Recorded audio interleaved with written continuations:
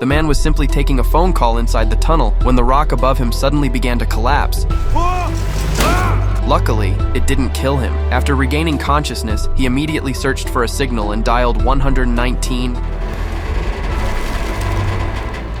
The sound instantly put him on high alert, but fortunately he eventually reached the fire department. News of the tunnel collapse quickly became a major story. Reporters from every major outlet even arrived before the rescue teams. But not only were they unable to save Jimmy, they also wasted precious power on his phone. Luckily, the rescue captain quickly drove the reporters away and established contact with Jimmy. He first checked what supplies Jimmy had nearby: 1 cake and 2 bottles of water, and 1 bottle was already more than half empty, but the captain told him that with careful rationing, they could still last 7 days. So every time Jimmy drank, he measured the water with the bottle cap and only dared to eat the cake 1 tiny piece at a time. Meanwhile, Captain Kim's team had already begun drilling. They planned to drill straight down and create a passage above Jimmy. The entire world watched the drilling rig, hoping it would break through. But at the same time, Jimmy unexpectedly discovered another victim. Her breathing was already extremely weak, and she was pinned tightly in her seat. The moment she saw Jimmy, the girl immediately asked him for water. Even though Jimmy only had a bottle and a half left, he still generously gave her half a bottle. He even gave the little dog a handful of clean water. But what he didn't know was that kindness beneath these merciless ruins often came at a terrible price. Not long afterward, the dog ate all of Jimmy's cake, meaning he would have to survive on water alone from then on. But an even more absurd tragedy was still unfolding. When the rescuers finally broke through the so-called shaft of hope, the drill brought up not asphalt, but much harder marble, meaning they had drilled in the wrong location. After repeatedly checking the plans, the captain discovered the tunnel was nothing more than shoddy construction. They had been drilling in the wrong place from the very beginning. When the devastating news reached Jimmy over the phone, the man who had endured for more than 10 days finally broke down sobbing, because not only had his only escape route been cut off, but his phone battery was also nearly dead, leaving him completely isolated with no one to help. Meanwhile, as the days continued to pass, the authorities finally ran out of patience. Inside a comfortable conference room, a group of experts coldly calculated the financial losses and even shamelessly proposed abandoning the rescue.